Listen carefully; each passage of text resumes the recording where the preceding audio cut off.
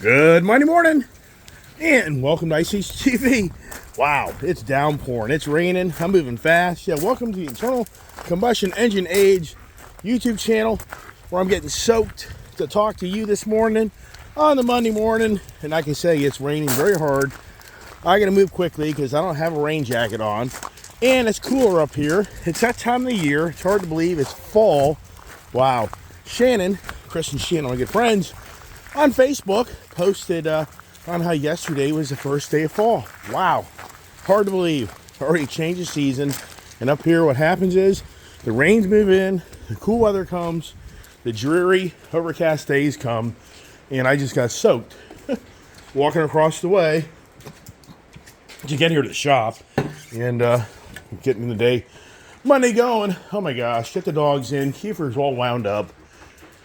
Yep, I'm wet, so that's not great, but we make it all work. And here's Kiefer wanting now to go upstairs and be naughty. Come on, everybody, get up here. Come on, come on. Yeah, it's the Monday morning blues. Does everybody know that? You're back to the routine. Stop it, Kiefer. He's being really naughty this morning. Just stop it. And, yeah. Who doesn't know the doldrums of having to go back to work on Monday morning, especially when it's a lousy-ass rainy day, and you got to get motivated. Got to get motivated, get the day going. So, as always, good morning to all those that watch my channel. And thank you so much for participating in my channel to keep it going, which that's challenging of a YouTube, the YouTube fantasy. Yeah, you too can become a YouTube creator, and you're going to make a ton of money. You won't. You will fail. You don't see the 95% or 99% of the people that never make it. See, YouTube is so bad, you don't see how many millions of people try to become a YouTube creator like I have, and they never make it. I mean, you just don't see that. All you see is the highlighted people of the select few that make it, and that's the reality. Hey, here's Gail, and here's Don. Now, Mr. Sanchez wants me just to put a Harley-Davidson icon of his name, I guess, on the Honda 450. He doesn't want anybody to see his face. So, well, okay. But anyways, that's what he reached out and said. And he said, good old Kiefer boy yesterday, the turbo dog, chasing my brand new ATV that I just bought. Yet another thing I just added to my life, another debt. The wife just shakes her head like, you're just done. You're done. That's the wife. Had a conversation yesterday morning with her. She's just like, yeah, my heart bleeds from you. You can't pay your bills anymore? I wonder why. So, got the ATV. It is so much more better than the Grom for the Kiefer dog, the turbo dog, because he can't get his teeth, he can't get his mouth wrapped around this tire. And I've talked about this before the other day. He gets his mouth, he literally can grab the tire. He can literally grab this tire and he can hold this motorcycle. It's really bad. And I just feel that he's going to get very injured, or maybe even kill him, because he's going to grab that and you're going to break his neck or something. I mean, it's not good. So this here is so much more fun. But the thing is, this is just night and day riding versus that. And this is just incredible how this thing just soaks up the bumps. You don't get that till you do what I do. And just literally, I've had so many of these Rubicons and four-wheelers over the years, and usually you just get, like everything else, I buy it, then it just collects dust. But with a glimmer of hope, eventually, hopefully the kid and I can go to like Hatfield McCoy Trail. We can go somewhere at some point and actually have some fun. We did that years ago down in Tennessee. The daughter and I went four-wheeling. And so hopefully that kind of comes to be. So what's the word of the day to get the week going? I thought to myself, thanks. How about we have a conversation, thanks, and thank everything. You know, you're thankful for everything you have. If you're a religious person, you say prayer on a daily basis, and you give thanks to the Lord for all the things you have. And that's a very consistent thing that a lot of people do that are very religious and believe in God and the Spirit and all that good stuff. And you probably give a lot of thanks. Give thanks and blessings for the food you have and all the things that are around you and the family. And we give thanks to hopefully heal somebody. I'm sure everybody that's religious gets all that conversation. That thanks is used many, many times. But I think to myself, thank you versus thanks. It seems to kind of mean, in my world, two different words, or two different phrases. When somebody says like thank you. That seems like, hey, thanks so much. Or it's always like thanks. You can take that word, in my view, two different ways. Kind of like thanks, hey, thanks. But then you can take it like, gee, thanks, Wow, what a great favor to me. What you just did to me, gee, thanks. So the thanks that I have, yeah, I've been blessed for all the credit companies to believe in me to be able to pay them. So I've been given a lot of thanks by a lot of people. And at the same time, a lot of people have thanked me that I've gone to all these dealerships, and I appreciate what I've done for them to help them make another dollar yet another day. If you think of all the people that I've enriched through my buying of all these vehicles, it's been unbelievable. If you really stopped and look at all these cars, but this is just in 1 year, and over the years and years and years of how much money I've made, so many businesses, and I continue to make people so much money, and the thanks kind of seems just to dissipate. So we've bought like 30, 40, 50 cars from one of your sales people that never longer doesn't even reach out and say thanks or say hi. It's beyond unbelievable.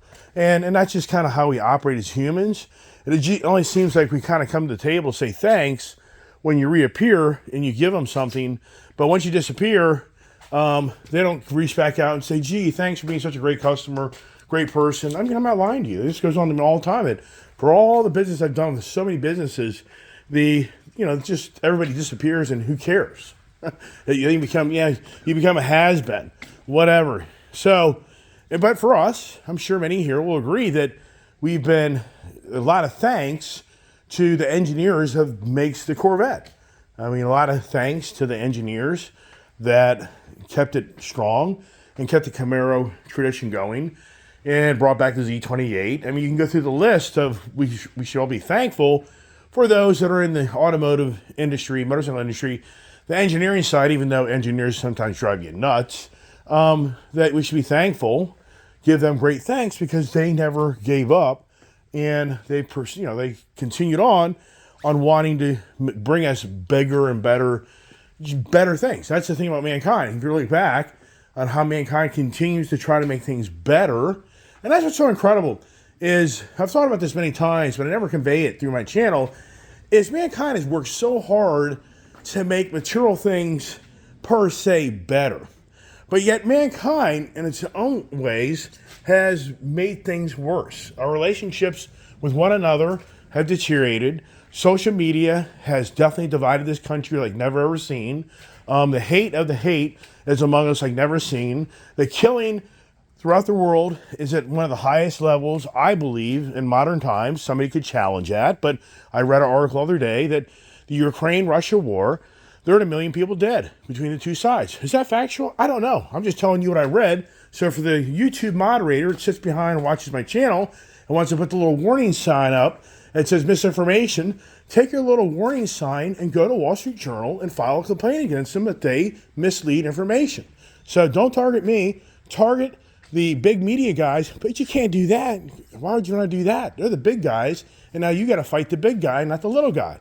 That's a big problem in this world we live in. Little guys just get like a little ant. They just get, the old, you're dead. What are you going to do to me? So, point is, mankind, we've been thankful for all the things that mankind brings on material side and technology and infrastructure, but at the same time, as I just said, look at Israel. Look at Hezbollah. Right now, Israel, I'm sure most people know if you're watching the news, don't even have to watch news. It just shoots across your phone. Israel is bombing the hell out of Lebanon right now. Obliterating Lebanon. We are in major wars, and it just blows me away how anybody can give thanks to this sitting administration that they're doing the right things for this country. There's no way. I'm sorry. It's already dividing people on my channel, and that's fine. Because my channel makes me no money. And even to the point that one of my longtime subscribers, Houston Hopcat, he reached out to me here about a month ago, and he's not happy on my content. And he's voicing how he feels that I'm very now too far right-sided minded, and I'm becoming more abrasive on my channel, and he doesn't really like my channel as much. And I was actually surprised because he said he's leaving my channel. And I reached out to him and told him, I'm sorry to see you leave, but I get it. You've got different views than me, and I accept that, and that's fine. I understand. But he actually reached out yesterday and made a very long comment about how my channel, he feels, isn't doing well because it's become too abrasive, that I'm making comments that he feels aren't right. And I don't disagree with him. I'm not here to belittle Houston Topcat. I think he has the right to voice his views and ideas just as much as I do. There's nothing wrong with that. It just comes down to, eventually you don't want to hear his views, so you don't listen to him. Eventually he comes to, he doesn't want to hear my views, so he doesn't listen to me. And that's my point. For all the thanks and all the great engineering and all the challenges of mankind, the relationships of mankind in so many ways is getting worse. And some could challenge that, but you can't convince me we're getting better because we're major wars. We are losing key allies to help defend the world of the other guys that want to take control of the world, meaning China, Russia, Iran. They really are helping each other more than ever with using military warfare. Whether you realize it or not, Iran is supplying Russia with military warfare. China is helping Russia. Iran is helping China in development. The State Department, a big conversation here in the State Department is right now a guy by the name of Robert Malley, who's my age, 61 years old. He's right now, but you don't know if this is true, but it's on the Wall Street Journal. You can go read it. Robert Malley, a key State Department negotiator of the nuclear accord for Iran that goes back from like 2015, 16, 17, through those years. He was a key guy to try to negotiate Iran not to bring nuclear arsenal to the table and to the world. Well, Blinken, Secretary of State Blinken has just announced that Iran is 2 weeks away from full nuclear capability. They finally have got to that level where they'll have a nuclear arsenal. Meanwhile, this guy Robert Malley, he's been now separated from the State Department because what happened is in 2017, Donald Trump didn't like the Iran Accord. He thought it was a bunch of malice, and he got out of it. So some could be very critical and say, well, Trump started the problem. Well, when Joe Biden came back into office in 2021, pandemic time, the Blinken, the Malley, all the key state people went back to the table to try to renegotiate that Iran Accord, and to no avail. To the point that Robert Malley is now under investigation because they believe now that he took top secret information and transferred those files to his own personal email, and then supposedly his email account was hacked. And in that, his documentation was key things that were just going to try to help Iran come to the table. Well, to make a long story short, Robert Malley's no longer with the State Department. He teaches up there in Yale University, a professor, probably brainwashing people to think like he does. And the Iran Accord is off the table. Iran is basically just thumbing their nose up to you. And now they have Russia and China as their key allies to defend their position of them having nuclear capability. And then there's even conversation on how the sitting administration's foreign policies are so bad that we are getting kicked out of key countries such as Africa. We are losing key military sites. Once again, this is information through the Wall Street Journal that I've read, I'm reading to you. So for the moderator on YouTube, don't put a warning sign on my freaking video. You go to Wall Street Journal and make them change the article if you think that everything I'm telling people is incorrect. I'm reading word for word, telling you word for word what's going on. And I'm just being maybe harsh, but I'm just tired of this YouTube baloney where these moderators get to play a little game behind the scenes of who gets favoritism and who doesn't. And that's all goes on. Whether you want to accept it or not, anybody that's an athlete, anybody that's in business, there's favoritism to certain people that make them become better than you because it's favoritism. And it's a game behind the scenes of who rises and who doesn't. So to sum up, this guy, Robert Malley, he right now, the FBI, State Department won't talk about it. But the guy obviously is a traitor. He's a traitor to our country, and he's given up very critical information. And we remember this conversation with Hillary Clinton, who what was it, Benghazi? Does anybody remember this stuff? It's incredible, the political figures in our life, what they get away with. Benghazi, does anybody remember how Hillary Clinton and Bill Clinton had the main server of all the State Department's personal information going to their server? I mean, it just blows me away. But you know what? I get water here because I'm choking up.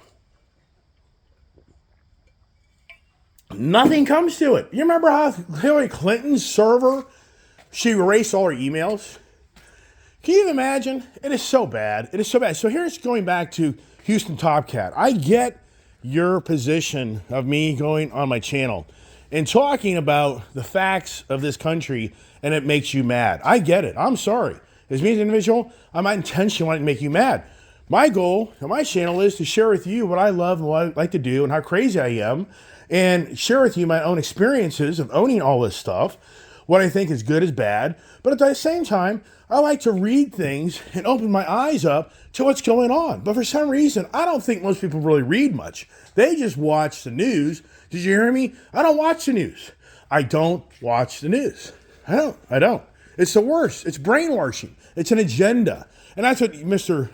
Top Cat said. I like the name, just so you know, Houston Top Cat. Wasn't that the cartoon character, Top Cat or whatever? So that's a really cool username there for you on my YouTube channel. And so here's the thing. He said, hey, you talk about how athletes shouldn't have the right to present their views. And for me, right, I don't think they should have the right to present their views because they didn't get to that level or status in life by being a political person. They didn't get to that level in life to be known as this incredible athlete and then become a political individual to tell everybody how the way it is. And what I think irks people is what's irking Houston Top Cat is you get irked by these athletes that run their mouth, and then you get a distaste for them, and you don't want to be, you don't associate with them anymore because you feel like these athletes and these Hollywood stars don't live in reality. They're clueless. These people make millions and millions of dollars. They're richer than rich, and they live off the media machine, and then somebody taps them on the shoulder to start pushing an agenda. And I don't like that because these people LeBron James would not be a famous person if he was a journalist. You can't convince me of that. You would not know LeBron James if he never pursued basketball and he pursued journalism. There's no way. I can't believe that guy. I could be wrong. He could have maybe flourished. He could have maybe became somebody special. No way. And so that's the whole point is for athletes to take their stature and then start using it for agenda narratives that are backed by the whack job political agendas that we live in.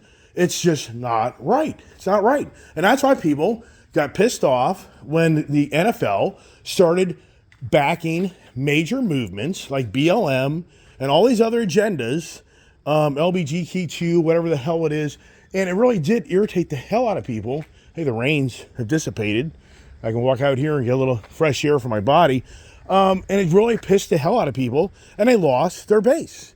NASCAR did the same thing. I mean, we can go through the list of all the athletes, all the sports organizations that started toe-heeling to the political agendas. Because why is it fair that the BLM gets more fanfare through the NFL than something other that's more important, like the veterans of our country, like the homeless of our country? Why isn't there more of the conversation in our country about how many people right now have mental illness and they're homeless?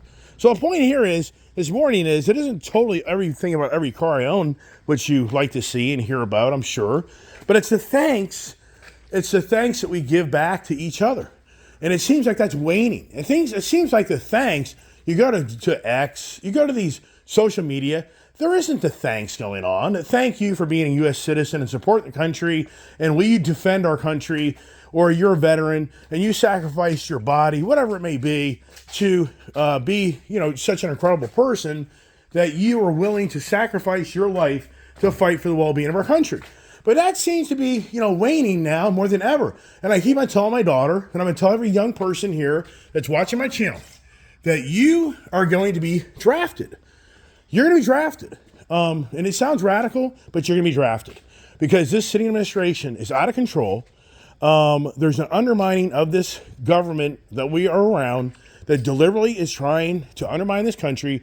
You think I'm crazy, and I can get that. But you got to step back 4 years ago and look at all the things that have transpired in our country. But you know what? They get silenced. People don't want to hear it. They don't want to talk about it. Everything seems to be beautiful. That's very dangerous. You know, in life, when everything goes silent, when everything goes silent around you, isn't that usually an eerie warning that something's brewing? If you're in business, you know this too damn well. If you're in relationships, whatever it may be, you know when things go quiet, something's brewing in the background. Something's brewing, everybody. And for this Kamala Harris to be elected in our country to continue this administration on, I'm sorry to say, but I think you're going to witness the draft being reinstated. And all these young kids are going to have a rude awakening that they're going to have to go fight for a country, for its rights, and what you believe in, or you don't. And I wouldn't be surprised if a third or half the kids ran away. Wouldn't surprise me. Wouldn't surprise me all the rich people ship their kids off to other countries. I mean, just for a safe haven. Yeah, they'll be looking for asylum in other countries because they're going to be saying that the United States is a bad country because they want to put me in war. Well, you're the person that supported the agendas that got you to be put in the war. It's not good. Hope I'm wrong. I mean, I have no problem somebody saying, there's no way what you're saying is possible. Really? 100 years ago, a man named Hitler was in the making. Huh, yeah, no way, man. How would that ever happen? 100 years ago? Think anybody would have believed 100 years ago that there'd be just complete massacre, a Holocaust? No way. Well, how could that be? Yeah, right. No, it's very bad. Change of leadership has to happen in this country. I can't emphasize enough.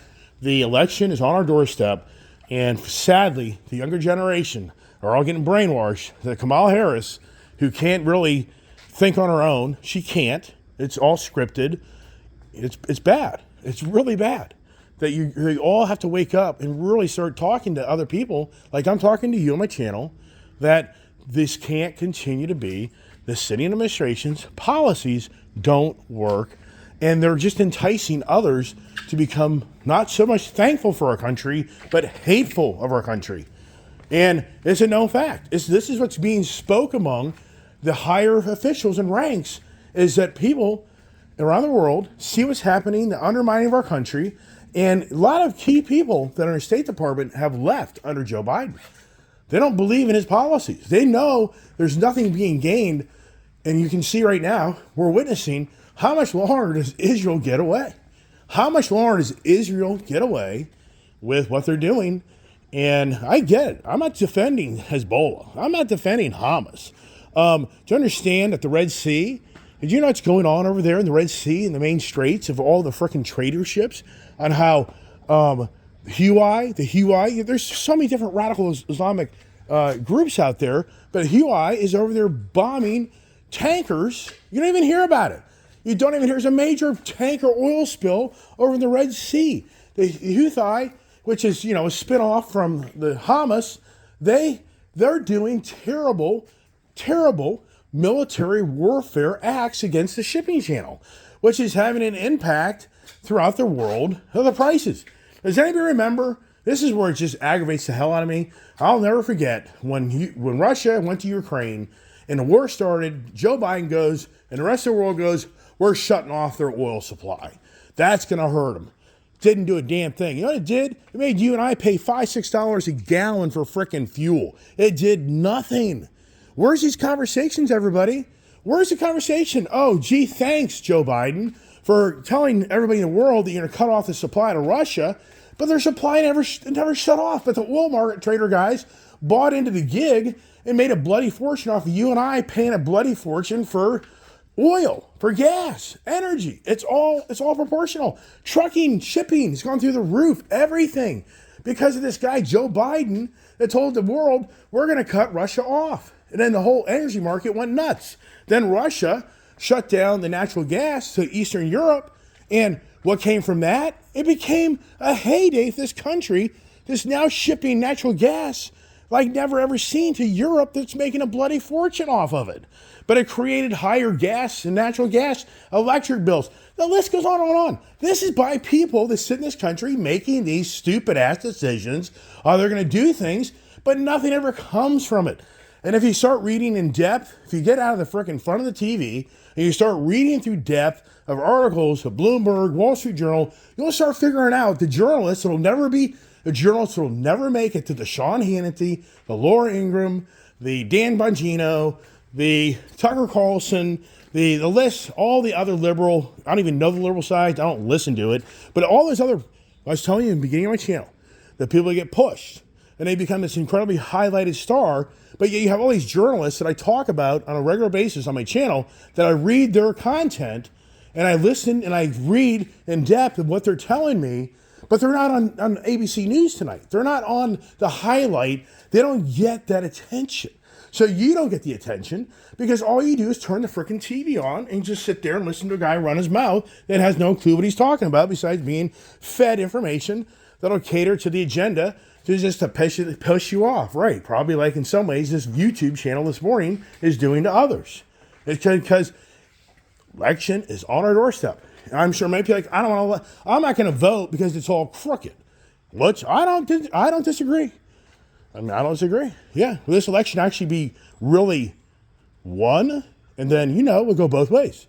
If Trump gets in, I think the chaos begins. Remember, everybody, it's awful quiet. You got to remember, in 2020, it was not quiet.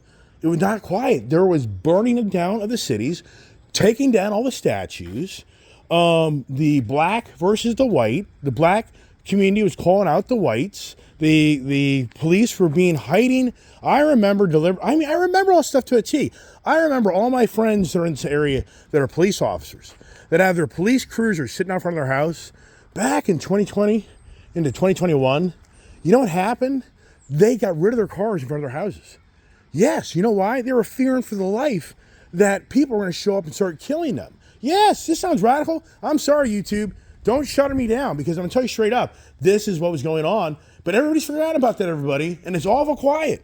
It's very quiet. Nothing's going on, anybody. Something's brewing. And what's sad is, sadly, I think if Trump gets elected, I think the chaos shows back up in the streets because then it will just reinforce for those that don't like him that he brought the chaos to the streets. Well, it won't be you and I. It'll be somebody else. In so many ways, Trump gets elected. Does the shit show begin? I think it does. Is he handed a frickin' fiasco? I think he is. Why does a guy want to go run for president again? Think it through. Why does the guy want to do it? I mean, it's because it's Donald Trump. Donald Trump's a guy that just, in my views, just doesn't want to give up. He's not going to give up. He's not going to give up. That's just who he is. He doesn't quit.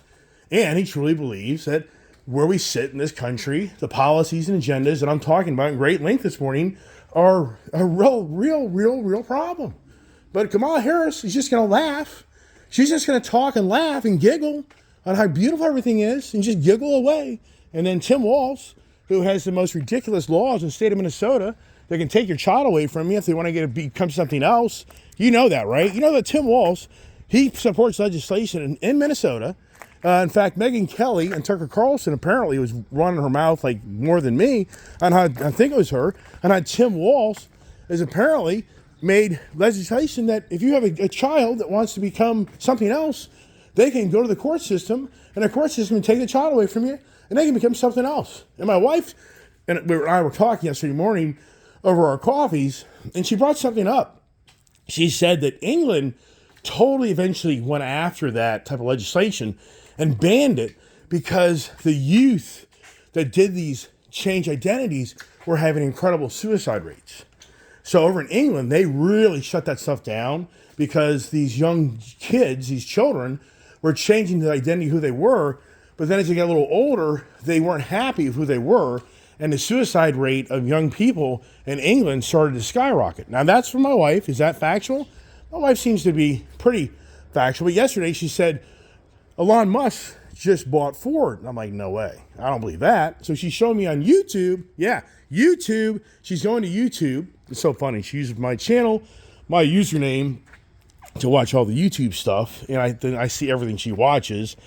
And then she sees everything I watch. Just like on Saturday, she texted me and goes, what are you doing? I said, I'm at the Honda dealer. What are you doing? I said, oh, I'm getting my four-wheeler. And, kind of made it sound like I'm just getting my four-wheeler serviced. She's like, okay. So later that day, Saturday evening, it's like, so how's your new four-wheeler? I'm like, oh, it's great. And she just shakes her head. I'm like, okay, yeah, whatever. And that conversation didn't last long, but here's the thing. So on YouTube, it's showing that Elon Musk has bought Ford out. He has not.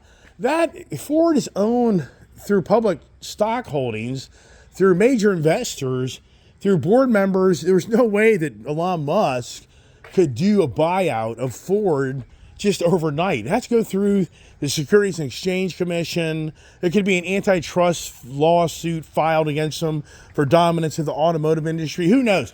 I mean, it would have to go through a lot. That would be probably close to a year of negotiating for Elon Musk to buy Ford. Why would we not buy Ford anyways? Ford's stock sucks. He doesn't need that infrastructure. No, the word's been more about Ford would buy his infrastructure out, or somebody else would buy his infrastructure out, as he's building in $10,000 homes.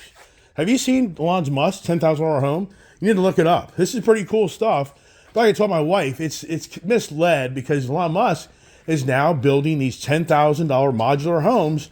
It's a box. It's just a box, like probably the size of my shed over there. And I said, yeah, I mean, it is a great idea. I think it's really cool.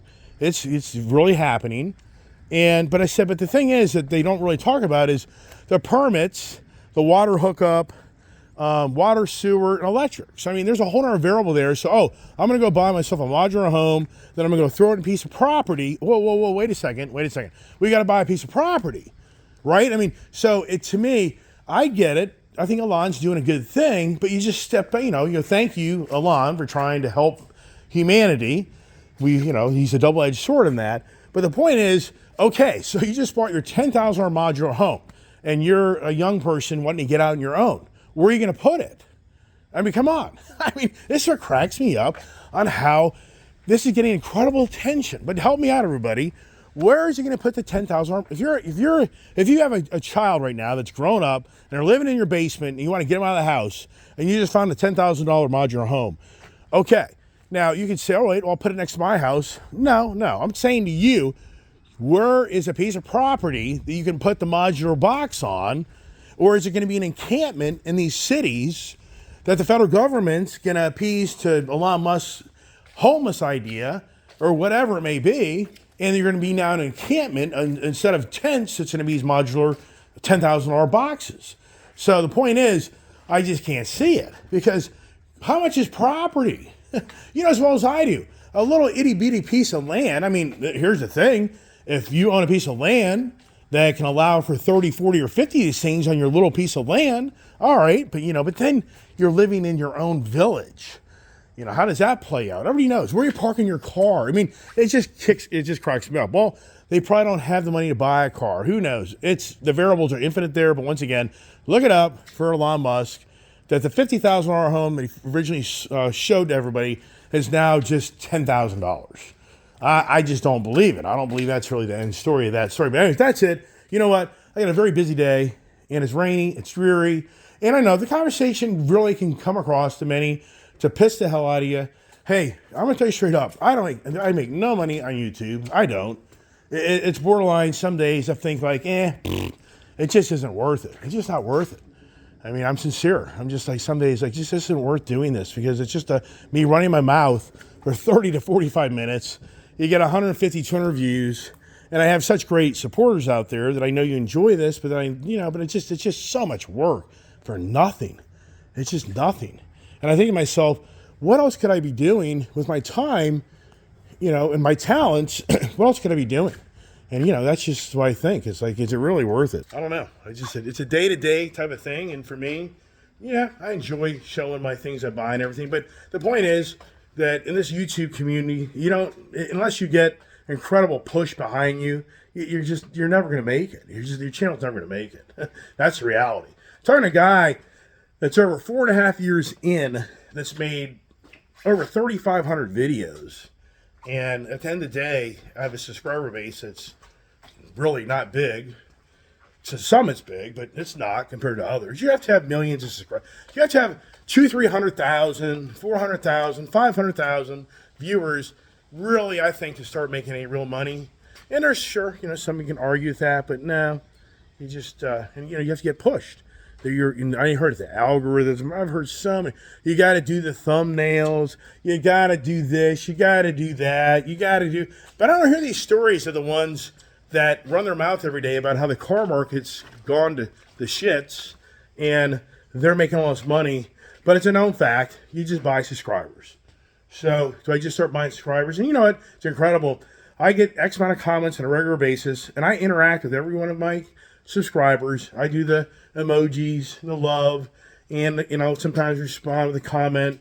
And I look at these other YouTubers. I just don't get how people feel connected to their channel when they've got 30, 40, 50, 80, 100,000 views, but they're star celebrities that just run around and all they do is talk about how the world's coming to an end in the housing market and the stock market. The stock market's through the roof. It's through the roof. We'll probably see a 48 or 50K stock market. Yeah. But the experts are saying, everybody, it's over. Wow. I have heard this now for close to 4 years, everybody. It's over. All right. Well, we shall see. All right. That's it, everybody. Thanks so much for watching my channel. God bless. Thank you. Great thanks to all those that watch my channel. Appreciate the support. God bless.